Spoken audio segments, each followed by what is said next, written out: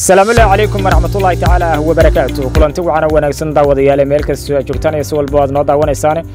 waxaad ku soo dhawaataan wararka ugu dambeeyay Soomaaliya qodobada xiisaha leh aad ku daawan doontaan waxa qayb ka noqon doona wafdi ballaaran oo ka socday gobolka Sanaag oo maanta gaaray magaalada Laascaanood ee xarunta gobolka Sanaag xilli la filayo in bisha 10 bishan uu ka furmo halkaas shirweynaha lagu dhameystirayo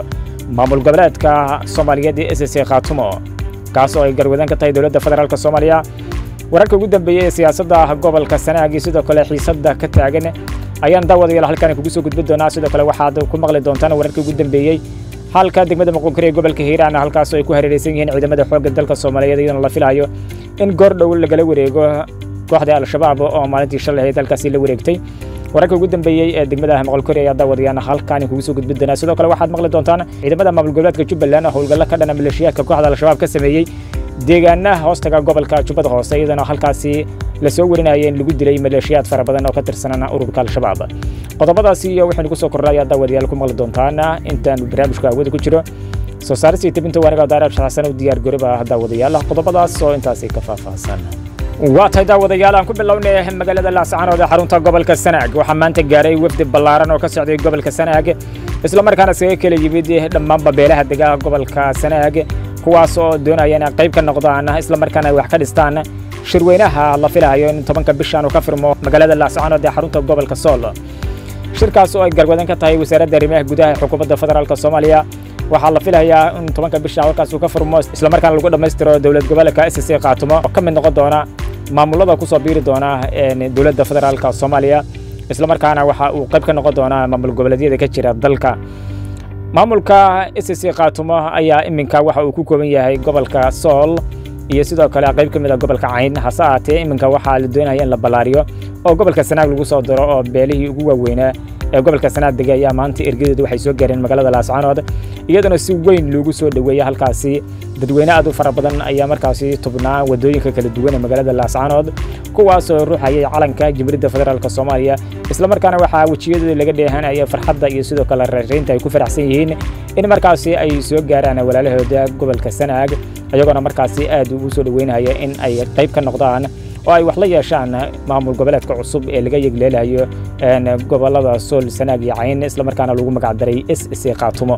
maamulka cusub ee laga dhisayo magaalada Laascaanood ayaa waxa si weyn kaga soo horjeeda maamulka Puntland iyagoona dawladda federaalka Soomaaliya ku eedeeyay in qalqalgelin siyaasadeed ay ka abuurayso gobolka Sanaag isla markaana loo dulqaadan karin waxa ay dawladda federaalka Soomaaliya ka wado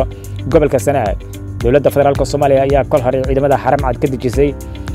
deegaanka loo yaqaan Ceelbu ee gobolka Sanaag halkaas uu ka socday shirweyne u dhaxeeya beelaha halkaas deega ee Warsangeli iyagoona markaas halkaas kaga shirayay si ay kaga mid noqon lahaayeen maamul goboleedka cusub ee SSC Khaatumo oo markaan laga yigleelayo magaalada Laascaanood kaas oo ay garwadeen ka tahay dawladda federaalka Soomaaliya maamulka Soomaaliya ayaa isaguna si weyn kaga biyadiiday arrinkaas waxaana sheegay fargelin qaawan oo lagu soo qaaday Jamhuuriyadda Soomaaliland waa sida hadalka u dhigayna waxay leeyihiin SSC Khaatumo gobolada ay ka kooban tahay oo Sool Sanaag iyo Cayn dhamaantood waxa ka tirsan ay leeyihiin maamulka Soomaaliland in dawladda federaalka Soomaaliya ay gobolka Sanaag gobolka Sool in marka hore intay goysay oo dawlad ay u aqoonsatay maamul goboleed haddana ay tirada waxaan ku soo darayaa Sanaag waxaan kaas u aragnay yiraahdeen dagaal lagu soo qaaday Jamhuuriyadda Soomaaliland si weyn ay arintaas kaga caroodeen waxaana sidoo kale arintan si weyn u diidanay ayaguna siyaasiyiin fara badan oo ka soo jeeda maamul goboleedka Puntland iyo sidoo kale Somaliland ayagoona qeeladaan xoogan arintaas ay ka timid isla markaana baraha bulshada si weyn arintaas waa lagu qaada dhigayay dawladda federaalka Soomaaliya iminka waxa si weyn lagu dhaleecanaya iyadana gobolada Hiiraan iyo sidoo kale Shabeellaha Dhexe meelo fara badan ka mid ah maleeshiyaadka kooxda al-shabaab ay la wareegeen isla markaana ay gacanta ku hayaan lagana rabo in markaasi ay halkaasi ka xoreyso maleeshiyaadka kooxda al-shabaab ayaa waxa leeyahay waxay ciidamo u daabulaysaa gobolka Sanaag oo markaasi ciidamada xaram cad ay ka dejisay deegaanka Ceelbu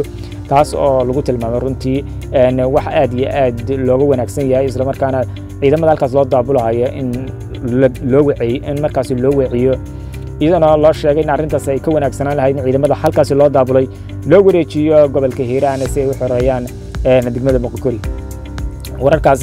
ayaa markaas si weyn isku soo dabatarayay ciidamada xoogga dalka Soomaaliyeedna meel kasta ay joogaan waxay ka wadaan dhaqaaqyo kala duwan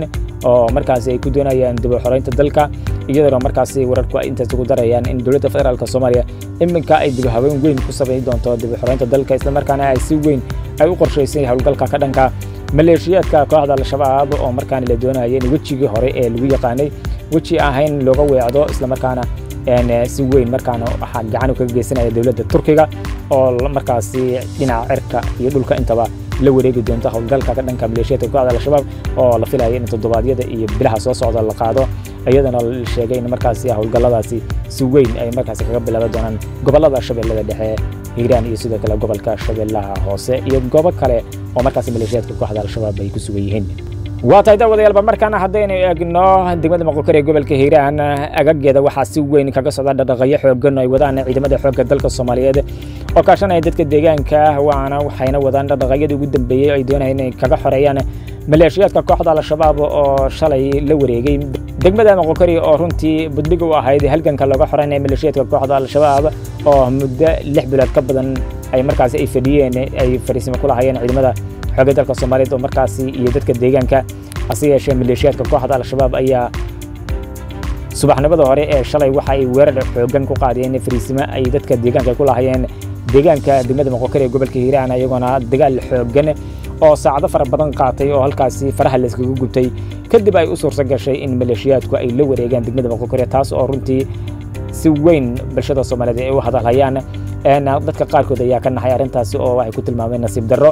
iyaduna dawladda federaalka Soomaaliya arintaas ay ku tilmaantay xeelad dagaal maleeshiyaadka kooxda al-shabaabna la filayo in dhawaan laga saaro waxaana dhammaanba deegaanadaas ee hoostaga degmada Moqokori imika ka socda dhaqdhaqaaqyo xooggan oo markaas ay wadaan ciidamada xoogga dalka Soomaaliyeed iyo markaas gacan weyn ka helaya ciidamada dadka deegaanka iyo macawisleyda waxaana la filayaa in goor lagu kala bixi doono degmada Moqokori isla markaana dib loogu soo celin doono gacanta ciidamada xoogga dalka Soomaaliyeed maleeshiyaadka kooxda al-shabaab sida wararka imika ay sheegayaan meelaha ay kaga sugan yihiin gobolka Shabeellaha Dhexe iyo qaybo kamid ah gobolka Hiiraan intooda badan waa ay hareeraysan yihiin oo dhinac walba waxa ka hareerayay ciidamada xoogga dalka Soomaaliyeed oo markaasi si weyn uga feejigan dagalaha iyo sidoo kale weerarada maleeshiyaadka kooxda al-shabaab mararka gobol ay ku soo qaadaan fariisimaha ciidanka xoogga dalka Soomaaliyeed ay ku leeyihiin deegaanada gobolada Hiiraan iyo sidoo kale qaybo kamid ah gobolka Shabeellaha Dhexe oo iminkaba uu si xooliya kaga socdo halganka ka dhanka maleeshiyaadka kooxda al-shabaab dagaalka ka socda gobolada Shabeellaha Dhexe iyo Hiiraan ayaa ah mid aad u daba dheeraaday waxaana deegaanadaasi laga xoreeyay 3 sano ka hor asaga maleeshiyaadka kooxda al-shabaab ayaa dib isku soo abaabulay waxaana markaasi u suurta gashay inay degnaasi la wareegaan hawlgalka ka dhanka maleeshiyaadka kooxda al-shabaab ee laga xoreynayo wadanka waxa iminka uu galayaa wajigiisa afaraad iyadoo markaas wararku ay sheegayaan in dawladda federaalka ay Soomaaliya ay si weyn u qorshaysay dagaalka dambaysa oo lagu qaado maleeshiyaadka kooxda al-shabaab isla markaana wadanka laga xoreeyo waxaana markaasi wararku intaas ku darayaan in hawlgalkan uu la wareegi doono Turkiga oo markaasi ciidamada dhinaca cirka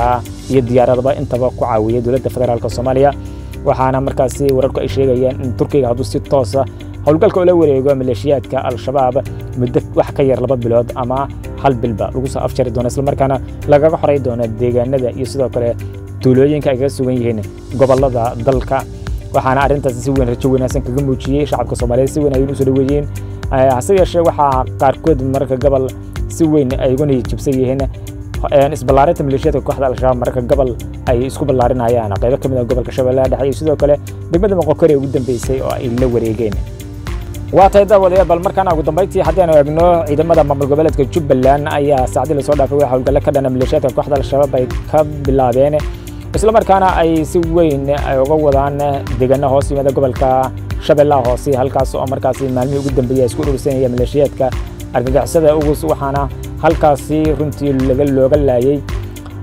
warqad ka soo baxday maamul goboleedka Jubbaland ayay ku sheegeen in hawlgalkaasi oo ah mid aad u qorsheysan maleeshiyaadka kooxda al-shabaab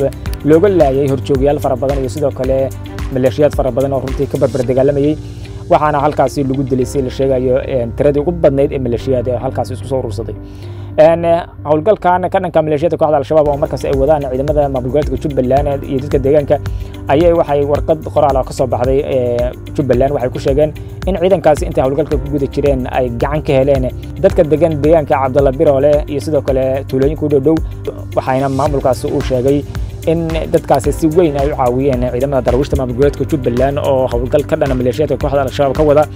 deegaano fara badan oo ka tirsan gobolka Shabeellaha Hoose waxaana markaasi ciidamada Jubbaland u suurta gashay in markaasi deegaano hor Allah isku fidiyaan maleeshiyaadka kooxda al-shabaabna laga saaray waxaana wararku intaas ay ku darayaan in tirada ugu badnayd ee saacadii la soo dhaafay laga dilay maleeshiyaadka kooxda al-shabaab isla markaana laga qabsaday gaadiid aad u badan oo ay ku jiraan hub aad u culus oo markaas nuucyo kala duwan leh maamul goboleedka Jubbaland iyo sidoo kale dadka deegaanka ayaa markaasi si weyn iskaga kaashanaya howlgalka wadanka laga ciribtiraya kooxda qawaariijta argagixisada ugu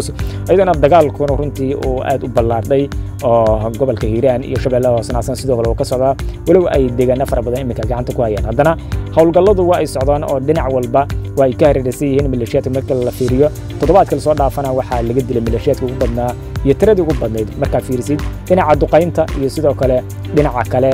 cirka oo markaasi ay ka taageerayaan ciidamada cirka ee dawladda federaalka Soomaaliya sidoo kale saaxiibada caalamiga oo dawladda Turkiga ugu horeyso ayaa howlgalkaasi qayb weyn ka ah waxaana markaasi la sheegaya in toddobaadyo soo socda haddii sidaan howlgalladu iyo dagaalku ku socdaan in la soo afjari doono dhammaantoodna laga weyn doono maleeshiyaadka kooxda al-shabaab geeya ay kaga sugan yihiin dalka Soomaaliya waa tahay daawadayaal intaas aan ku soo gudbinaynaa wararkii ugu dambeeyay Soomaaliya meel ka soo joogtaan daawadayaal waxaan leenahay sidaas iyo nabadgelyo